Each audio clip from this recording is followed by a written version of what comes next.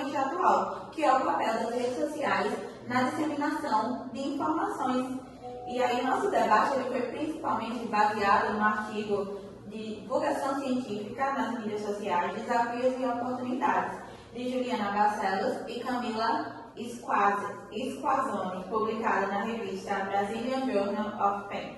As redes sociais, então, têm transformado o modo como as pessoas recebem a informação e também como elas buscam. E o que elas vão fazer com essa informação depois de uma vez ter adquirido. Então, hoje, grande parte da população brasileira tem buscado conteúdo sobre saúde, ciência, medicina em várias mídias e plataformas sociais, sobretudo no Instagram, TikTok, no Twitter, que hoje é o X. Temos também hoje, com o avanço da inteligência artificial, o uso do ChatGPT muito para esse assunto e diversos outros meios e aparatos sociais para que a gente possa adquirir esse tipo de informação. Bom, só complementando um pouco o que a André disse, principalmente o TikTok e Reels do Instagram, enfim, que são redes assim de vídeos curtos. E os vídeos curtos nos últimos anos, eles cresceram muito. E esses vídeos curtos meio que trazem muitas informações rápidas e até um relaxamento do nosso cérebro. E nesses vídeos tem também âmbitos da ciência, como informações falsas e informações verdadeiras, mas muita gente ainda não sabe falar se uma informação é verdadeira, se é falsa. Muita gente realmente acredita na informação que está sendo passada e até com a própria IA, como Andrei falou, né? Muita gente acaba pesquisando na IA como fazer procedimentos, sobre tratamentos, que inclusive teve um caso de uma médica, né, que ela perguntou a alguma IA uma dose de um medicamento e aí o medicamento estava errado para a criança. E aí, a criança morreu. Então, assim, foi todo um rebuliço por conta de uma IA que, assim, não tem embasamento científico real. Então, muitos erros acontecem por essa disseminação de informações falsas. É algo muito prejudicial, sobretudo porque nós entramos nessa parte dos vídeos curtos, a gente entra num carrossel de vídeos em que se vão passando os vídeos. Isso dá uma recompensa rápida para o cérebro com a dopamina, que é o neurotransmissor do foco e do prazer. Então, essa relação, a gente vai absorvendo informações, outras vezes nem tanto, e isso torna-se prejudicial, muitas vezes, sobretudo nesse contexto da divulgação científica. E é uma porrada, né, fala de informações, porque são tantas informações que a gente vai citar mais na frente na Covid, porque foi um momento que a gente teve maior disseminação de fake news. E são tantas informações, uma atrás da outra, de forma muito rápida, que as pessoas elas não conseguem discernir o que é de fato verdadeiro e o que é falso. E isso é uma das coisas que é um dos malefícios, na verdade, da rede social, porque não tem esse controle para dizer isso daqui é verdadeiro, isso aqui você pode confiar, ou isso é falso. E até o próprio sensacionalismo político, ele traz figuras que é um representante ali do povo, que traz essas informações falsas.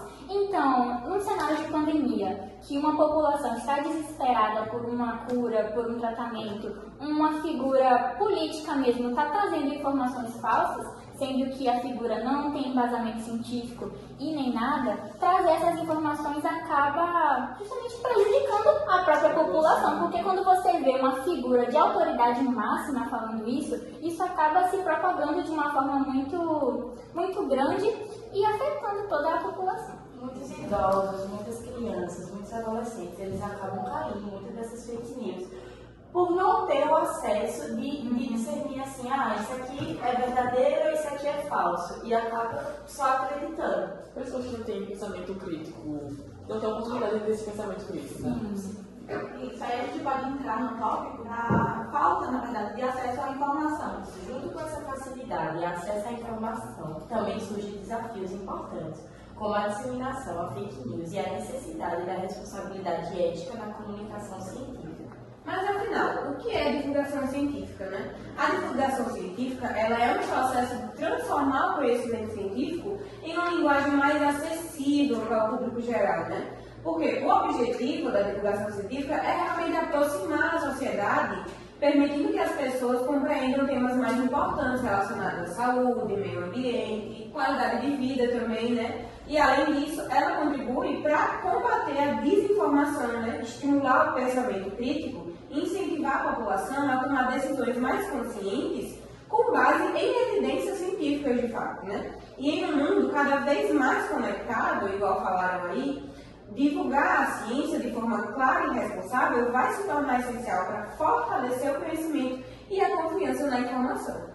E segundo esse estudo estudado por nós, a divulgação científica ela envolve diferentes elementos, como as fontes científicas, também temos os meios de comunicação, a linguagem utilizada e a intenção de democratizar o conhecimento de forma igual para todos, né? E isso é importante porque muitos artigos científicos eles possuem uma linguagem muito técnica e acaba sendo compreendido apenas por os cientistas e pesquisadores, né? E as redes sociais ajudam justamente nessa adaptação da linguagem, tornando os conteúdos mais rápidos, visuais e acessíveis. Agora vamos falar sobre os impactos das redes sociais na ciência. As mídias sociais ampliaram muito o alcance da divulgação científica. Hoje, um conteúdo pode atingir milhares ou até milhões de pessoas em poucos minutos, como já foram falados aqui, por exemplo, dos vídeos curtos, né, que as pessoas ficam muito tempo ali assistindo e rolando a tela por muito tempo. Isso fez com que a informação científica se tornasse mais rápida, acessível e presente no cotidiano da população. Além disso, as redes sociais permitiram a aproximação maior entre cientistas, profissionais de saúde e sociedade, facilitando a troca de informações e a conscientização sobre diversos temas relacionados à saúde pública. Eu gostaria só de complementar que assim, os maiores consumidores de redes sociais atualmente são os adolescentes e eu vejo que a proposta ali do governo brasileiro em trazer um novo ensino médio com uma carga curricular destinada à ciência, que seria a matéria de iniciação científica e até as próprias iniciações científicas que tem em algumas escolas, é como se fosse uma estratégia justamente desses adolescentes que consumem esses conteúdos rápidos e de internet de aprenderem a ter essa verificação do conteúdo científico, de aprenderem a produzir ciência também, que eu fiz no ensino médio e tive esse privilégio, mas infelizmente não é uma realidade ainda no Brasil, porque muitas escolas públicas é um ponto muito fraco nas escolas, um ponto muito pouco trabalhado, e seria justamente a ampliação desse conteúdo nas escolas, talvez mudaria um pouco o cenário dos vídeos curtos, da disseminação de fake news, e iria ajudar essa propagação científica. Como se desse base para esses jovens, né, eles terem um conhecimento de como verificar esses fatos e educar esses jovens, não é educar somente eles, é educar toda a população. Inclusive, eles podem passar esse conhecimento para os avós, para os pais, que são pessoas que geralmente, né, nasceram anterior a essa época, eles têm essa dificuldade. Então, é um conhecimento que ele se amplia, né? Então, esse projeto é muito importante. E aí, durante a época da pandemia da Covid, por exemplo, as redes sociais elas tiveram um papel fundamental na circulação de informações sobre prevenção, vacinação, quais são os sintomas. E, inclusive, uma influenciadora que a gente teve, que foi muito importante, foi a doutora Thelma, que eu acho que vocês lembram, que é a ex-BBB, que ela ganhou o BBB. E ela é médica, e ela foi muito fundamental assim, em divulgar informações, que ela pegava informações em artigos e ela transformava em uma linguagem mais fácil para a população. E aí ela divulgava nas redes sociais, no Instagram, por exemplo, e até hoje ela atua nesse combate à desinformação. O artigo utilizado como base do nosso trabalho destaca que a ciência do século XXI não pode mais permanecer restrita aos laboratórios e revistas acadêmicas. Os pesquisadores precisam dialogar com a população e participar mais ativamente dos espaços digitais. Dessa forma, a ciência consegue se aproximar do cotidiano das pessoas. Bom, mas aí eu me pergunto, quais são os benefícios das redes sociais para a divulgação científica, né? Um dos principais benefícios é exatamente a democratização do conhecimento, porque pessoas que antes não tinham acesso fácil à ciência, agora elas conseguem aprender saúde e medicina pela internet, né? E aí isso vai ampliar o acesso à informação e ajudar a população a compreender melhor ações que fazem parte do dia a dia, como a prevenção de doenças, vacinação e hábitos saudáveis, né? Que além disso, a divulgação científica ela pode despertar o interesse pela pesquisa, pela educação, aproximar estudantes, profissionais e a sociedade do universo científico, né? quando feita de forma responsável, ela também fortalece a autonomia das pessoas na busca por informações confiáveis e de qualidade.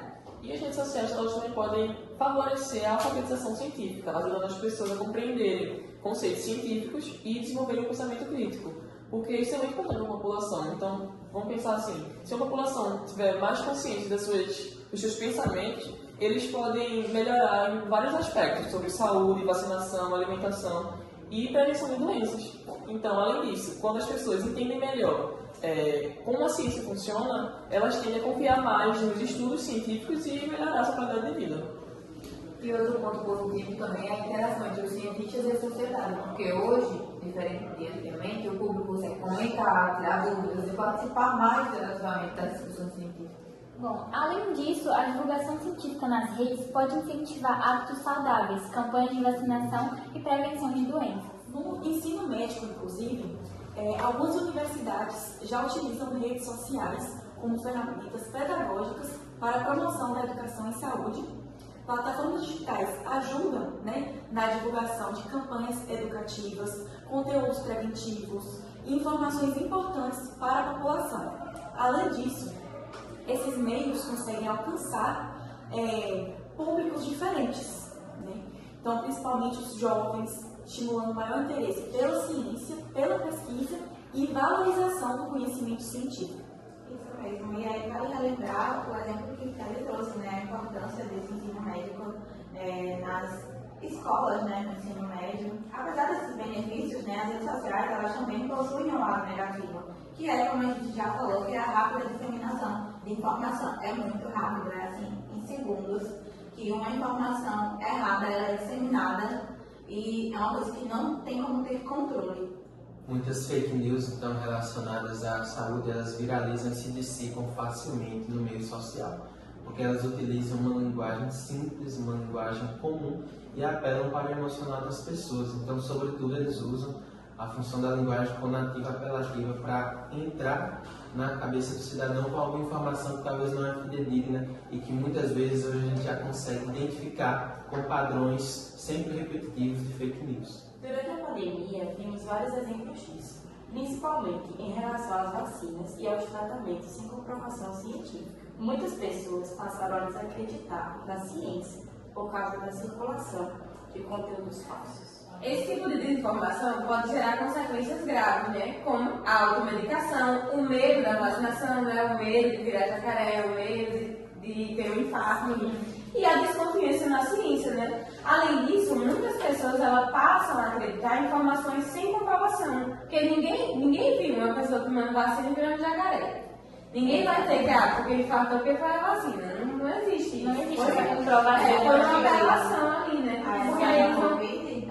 porque eles vão deixar de procurar a orientação médica adequada e colocando a própria saúde em risco, E em situações de surto e doenças, as fake news elas também dificultam o trabalho dos profissionais da saúde e prejudicam campanhas de prevenção. Por isso é fundamental buscar informações em fontes confiáveis e desenvolver um olhar crítico diante do que circula nas redes sociais.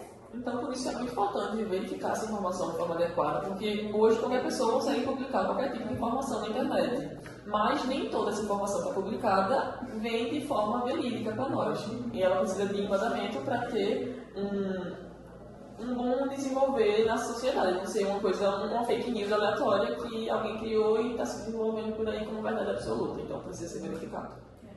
Como futuros profissionais da saúde, devemos aprender a comunicar conteúdos científicos de forma acessível e responsável. Além de informar, também temos o compromisso de combater a desinformação. Isso mesmo, pessoal. Obrigada por acompanhar o nosso podcast e até a próxima.